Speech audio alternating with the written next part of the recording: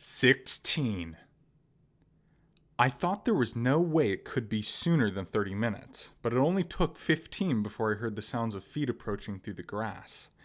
Through the branches of the bush, I could see two figures descending the hill toward me. They couldn't see me inside the bush. They were just following the location marker on their map. But just in case, I stared until their cursors appeared so I could read their names. The green cursor in the front belonged to Argo, but the yellow one behind it was Keo. Huh? I checked the Lycan's remaining HP, then rushed out of the undergrowth. Argo, over here! I waved. The info dealer trotted closer, wearing her usual hood. Keyboy, I gotta tell ya, she started, looking exasperated. But I cut her off. Thanks, sorry, talk more later. Then I turned to Keo. The tall maid strode smoothly down the hill, dressed for battle with her breastplate, armor skirt, and estoc. Her hair was parted to the side, and the look in her eyes was the most dangerous I'd seen from her yet. I came to a sudden standstill, feeling slightly intimidated. Keo said, Kirito, why have you snuck into the Gorloy family stables and removed the rusty Lycan from their possession? Kirito, why have you snuck into the Gorloy family stables and removed the rusty Lycan from their possession? I'll give a full explanation later. There's no time now. Did you bring what I asked for? Right here. From a large leather sack on her belt, Keo removed a container shaped like a wine bottle. In fact, it was used as a wine bottle. A milky white liquid filled it to the stopper, shining like a pearl in the sunlight. Based on the size of the bottle, there had to be at least a pint in there. Is that the decolorant? I thought you said there was only going to be a tiny bottle of it.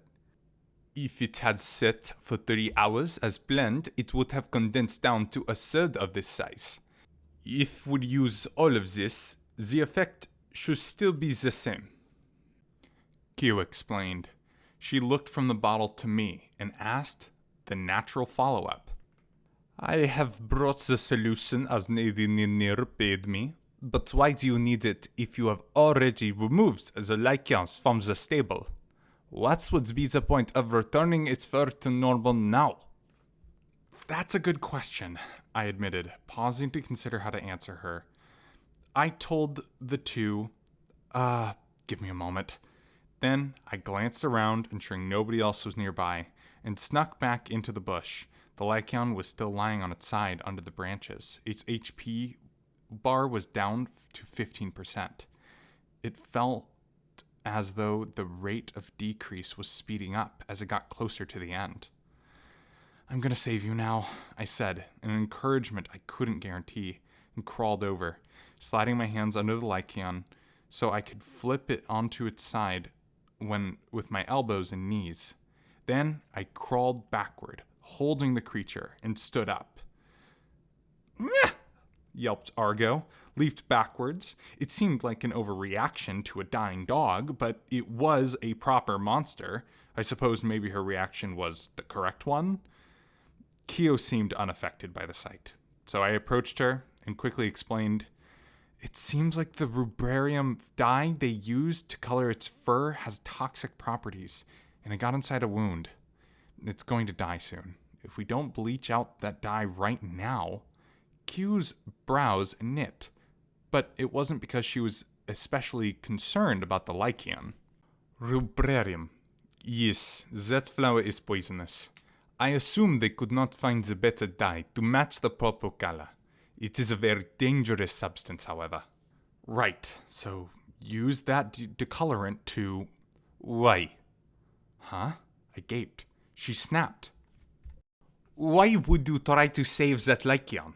It is not a dog or cat like people keep as pets. It is a beast of burden, like cattle and horse. It is a true monster. It might be under the effect of Bardarn Korloy's ability for now, but when that wears off, it will attempt to tear out your throat. And even if the ability stays in place, it cannot be returned to the Korloy stables. And because they will suspect Lady Nirner's involvement, it cannot be given to her for retraining and enter into the arena. What is the purpose of using our valuable bleach on its fur now? That was the same question I'd been asking myself. As I jumped into the cage, as I fled here, as I waited for Argo in the bushes. Ultimately, there was no logical reason for what I had done. The best thing I could say was, if Asuna were here, she would have done the same thing. I muttered. Kyo's eyes narrowed, and she gave me a piercing stare. How can you insult her profession like that? She is an adventurer like you. She must have killed countless monsters on her journey to Volta. What makes that Lycian you're carrying any different from Beast? It's pride. It's dignity, I offered. Kyo's brow furrowed again. Dignity. The monsters that Asuna and I have defeated have come to us in top condition, not under anyone's orders, fighting for their lives. Yes, I killed many monsters, but they had the possibility of killing me too, and I've nearly died on many occasions. But this creature is different. It was chained up in an underground cell, painted with poisonous dye, and whipped by handlers. Fighting an enemy under equal conditions isn't the same thing as leaving a tortured animal to slowly die, I explained as earnestly as I could. There was one big hypocrisy behind my words, however. In truth, not all monsters attacked players on their own accord. The SAO system merely instructed them to. In fact, most likely they did not have any individual will of their own.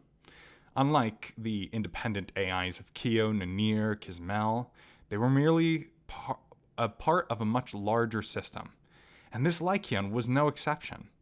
What I was doing was not fundamentally different from putting a flower off a tree with one hand, then caressing it with the other. But even then, I see, said Kyo. She glanced down at the apron dress, then at me again. I serve Lady Ninir with ultimate loyalty, but I am not under the sway of violence, bondage, or unique abilities. I suppose that is what you mean. Yeah, more or less. So, if you hear that Lycian, and it follows its monster's dignity, as you call it, to attack you, would you draw your sword and kill it? Yes, although it might kill me instead. To my surprise, Kyo actually chuckled at my answer. You are a strange one. Are all adventuring men like this one, Argo? From 10 feet away, Argo replied, Nope, he's crazier than the rest. That is a relief to hear. Very well. There is no use for the bleach at this point. You might as well use it, Kyo said, handing me the glass bottle. I laid down the Lycian on the grass at my feet, then took the bottle with both hands. Perhaps the liquid itself was heavy because it felt so much bigger than a regular wine bottle of the same size. Don't I need a brush or something? No. Simply sprinkle the liquid onto it from the head to tail, nice and slow. All right, I said, pulling out the cork. I gave it a sniff out of sheer habit. The peculiar, peppery, lychee scent of the narsos fruit were almost entirely gone. I crouched over the Lycian and carefully tilted the bottle. The pearl-colored liquid, which was slightly viscous, glooped out onto the Lycian's head. Its round ears twitched, but it did not react otherwise. I moved the bottle to the right, allowing the liquid to fall onto its neck and body. Once I'd finished applying the mixture at the end of its long, thin tail, the bottle was empty. The red dyed fur was shining where the liquid had touched it. But it didn't seem to have been washing out the color. In fact, there wasn't nearly enough of it to finish the job. But the thought I had just crossed my mind when the liquid suddenly and violently began to bubble. The fine, white suds bubbled up rapidly until they covered the Lycian's entire body. Hey, is that supposed to happen? I asked Keo in a panic. The armed maid barely lifted an eyebrow. Shut up and watch. Yes, ma'am, I said, hunching my neck. The suds rose higher than my knees, sizzling and fizzling, growing and writhing like a living creature. But it made me worry that the lichen underneath might suffocate. But I could see its HP bar through the bubbles, and it was not decreasing at all. Ow! Argo suddenly exclaimed from her position at a distance. My eyes widened too. The mound of suds was turning red, starting from the bottom at first. I thought it was the lichen's blood, but when the smell in the air turned sharp and sweet, I realized that it was the rubarium dye melting off. Once the entire mound of suds was dyed red, it began to sink back down, seemingly evaporating into thin air. In just seconds, 70% of it was gone, revealing the monster it had initially swallowed.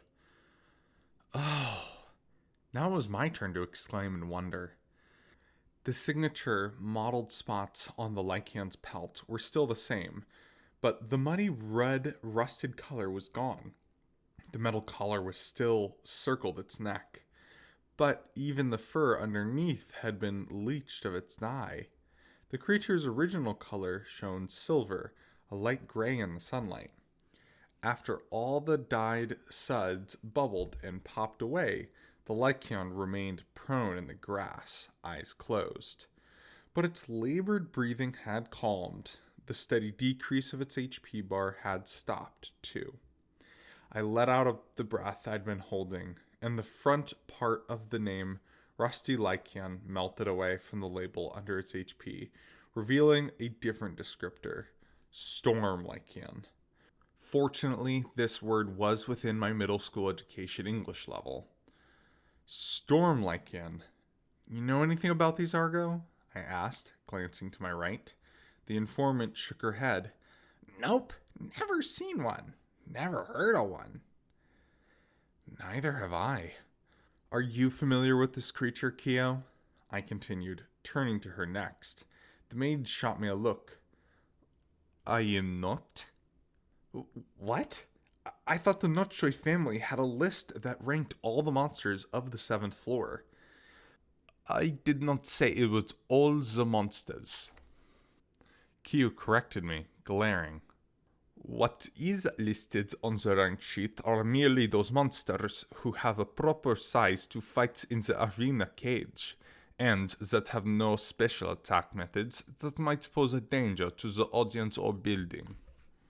Oh, right, but wouldn't this Storm Lycion fit the requirements? The rotating attack it used to beat the bouncy Slater was surprising, but it didn't seem likely to destroy the cage. I did not witness this rotating attack you speak of, but I very much doubt the Gorlois would bring out the monsters that would destroy the cage itself, which does make it strange that this Storm Lycans would not be on the list. Keo murmured, looking down at the dog-like creature.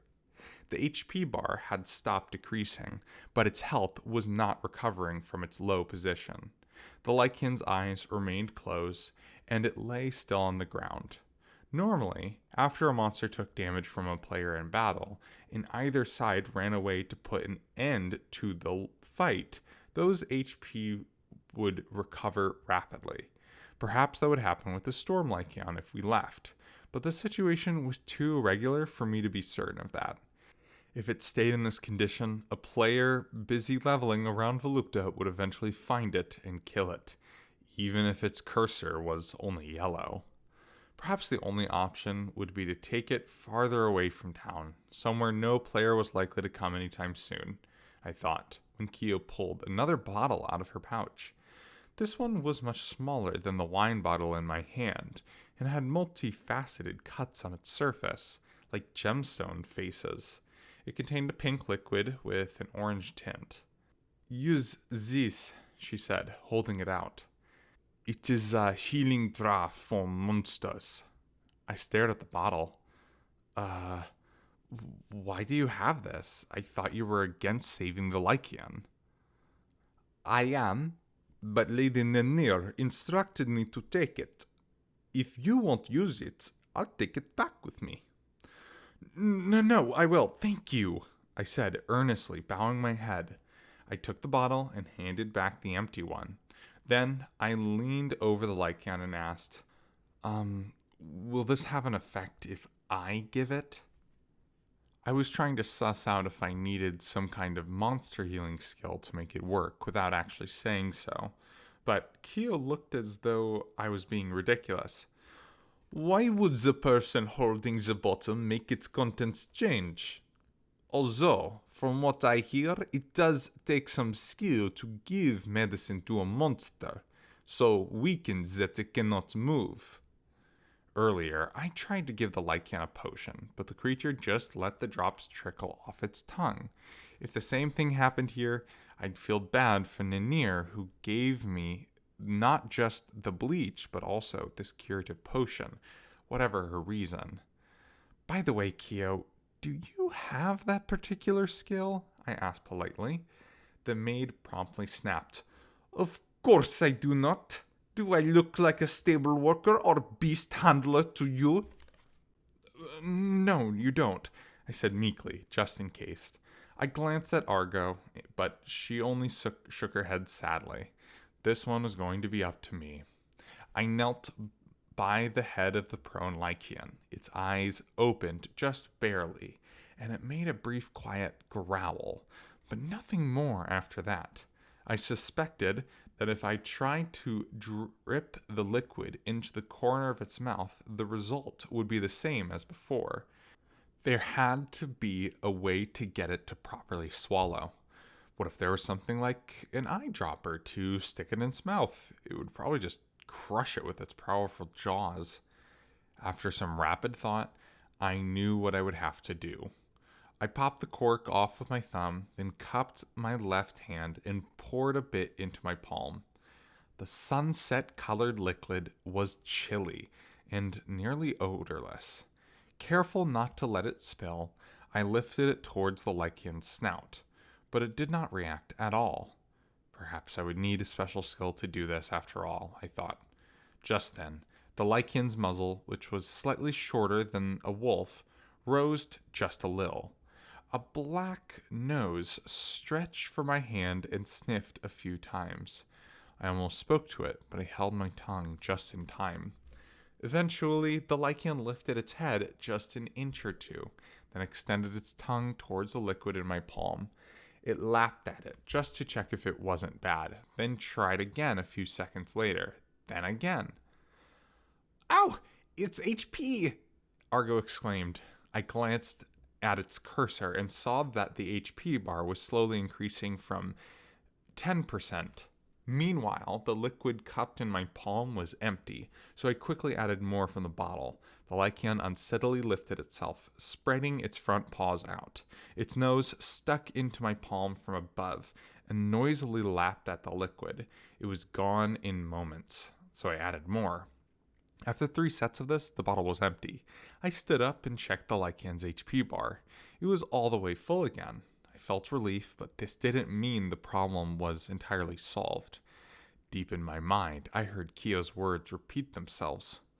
So if you heal that Lycan, and it follows its monster's dignity, as you call it, to attack you, would you draw your sword and kill it? There was no sword at my side right now, but if I opened my window and hit the quick change button, the sword of Eventide would instantly appear there. The dog, monster, in arm's reach was not a rusty Lycan, of which I'd killed dozens in the beta test, but an unfamiliar higher version, a storm Lycan. From what I could tell after witnessing its fight against the bouncy Slater, it wasn't dangerous enough to be a major threat to us. But I couldn't be careless. If it showed even the slightest inclination of attacking, I had to equip my sword and demonstrate my answer to Kyo's question. The fully healed storm Lycan stood up, its powerful limbs tensing on the ground, and shook itself. The silver-gray pelt, mottled with black spots, shone in the sunlight like snow. There was no longer any trace of rusty red, and I couldn't see the wounds where it had been struck with a whip either. The Lycan walked in a large curve, the short chain dangling and clanging from its collar. Once it was at a distance of 10 feet, it turned toward us. Those brown eyes, the one part of it that was unchanged from before, looked me right in the face. Its head slowly lowered. The silver fur stood up, the wrinkles on its snout, and I caught a glimpse of a sharp teeth. Grrr. The cursor over the growling storm lycan began to flicker, switching back and forth between yellow and pale shade of red. Bardun Colroy's taming technique was wearing off. Grrr. It barked, right as the cursor turned permanently red. It wasn't very deep, but it was certainly a darker shade than I expected. For me to see the cursor this red at level 22, it would have been the very strongest of all the regular monsters on the 7th floor. At the very least, it had to be much stronger than the bouncy Slater it fought last night. So why had it struggled so much in the arena? Then again, Ninir said that the Lycan had won 4 straight battles leading it to last night. It would have required that poisonous dye to be painted on its fur each of those days, sapping its strength and agility. That would mean the Lycan had just now recovered its true original power. And now, following its sense of dignity, or the SAO system's commands, it was preparing to attack me. Kirito? Keyboy! Both women reacted together, Kyo behind me and Arga to the right. I understood their message. They wanted me to draw my sword. It was the right choice to make. Most of my armor was unequipped now, and my martial arts skill alone would not be enough to handle the Lycan's attack, I suspected. However, "Hey," I called out to the growling monster. "You just got your freedom again, and now you're gonna waste it fighting me and dying? Is that really what you want?" It was a meaningless question. There wasn't a single monster in Aincrad that possessed its own independent thought process program. They only looked like individual creatures. In truth, they were just one part of a massive algorithmic system. If this situation lasted under 5 seconds, I would close my window and equip my sword. Decision made, I stared back at the fierce eyes of the majestic creature and slowly counted the seconds in my mind. 1, 2, 3, 4. Suddenly, the Lycan stopped growling, but it kept its head low in battle mode, but backed away. Once it was a good 6 or 7 yards away, the creature spun on its heels like lightning and ran toward the river. Its speed was astonishing. It was at least twice as fast as the rusty Lycan I'd fought in the beta test. The silvery beast dwindled as it sped away, jumped into the undergrowth along the river, and vanished from sight. The red cursor was still there for a few seconds, and then that vanished too. It wasn't hiding along the riverside, but had kept running beyond it, and was most likely to the northwest. I let the tension out of my shoulders, gazing in the direction the storm Lycan went. On my right side, Argo said, "Did it understand what you said, Keyboy?" "If only," I thought, shaking my head. No, among animal-type monsters, some of the smarter ones, like monkeys and dogs, will run away when the difference in strength is too great. You know that, of course. I bet it realized it couldn't beat us. Its cursor was pretty red, though. I was thinking it might be bad news if it turned into a fight. Yeah, I thought the same thing. But if the Lycan was scared enough to run away, that just tells you how dangerous that battle made behind us is, I thought, finishing the sentence. For her part, Kia watched the Lycan run off, then noticed my glance and said, "Are you satisfied now, Kirito?" Well, at the very least, I suppose I don't regret it. It wasn't the most forceful response, and I thought I caught a hint of exasperation in her eyes, but she was soon as stone-faced as ever. She took the wine bottle back from me, putting it away in her pouch, and announced, "Now, you will return with me to Lady Nenir's chamber, where you will explain why you snuck into the Corloy stables. Now, you will return with me to Lady Nenir's chamber, where you will explain why you snuck into the Corloy stables and what happened while you were there." "Yes, of course. I owe you that much," I said, nodding as I picked up the stopper for the restorative. It was not simply glass, but had the weight and density of natural crystal, so I carefully plugged it back into the little bottle and returned it to Kyo. The fact that they brought not only the bleach I asked for, but also the healing potion was because Nenir ordered Kyo to take it, she said. That was what allowed me to save the Lycan. But how had Nenir known we would need the healing item? There were other questions I wanted to ask, but first I needed to apologize for my actions and explain them. "Let's go then," Kyo said as she spun around, apron swaying as she climbed the green hill behind us. Argo and I rushed after the trailing white ribbon adorning her black armored skirt. After 30 steps, the rat whispered to me at a low enough volume that Kyo couldn't hear. "Hey, Keyboy, you know how when you fight the same individual monster for long enough, they start to react to your weapon and sword skills and stuff?" "Huh? Oh, yeah, it happens more often with the humanoid types." "Meaning the monsters have the ability to learn, too. Just not as much as NPCs. So the longer it lives and the more battles it experiences, the more customized it becomes as an individual, you know? So maybe that Lycan didn't run off on the standard algorithm, but made the decision on its own to stop fighting." Yeah, I suppose," I muttered, contemplating the suggestion. I glanced over to her. "What?" "Oh, I just realized you were trying to cheer me up."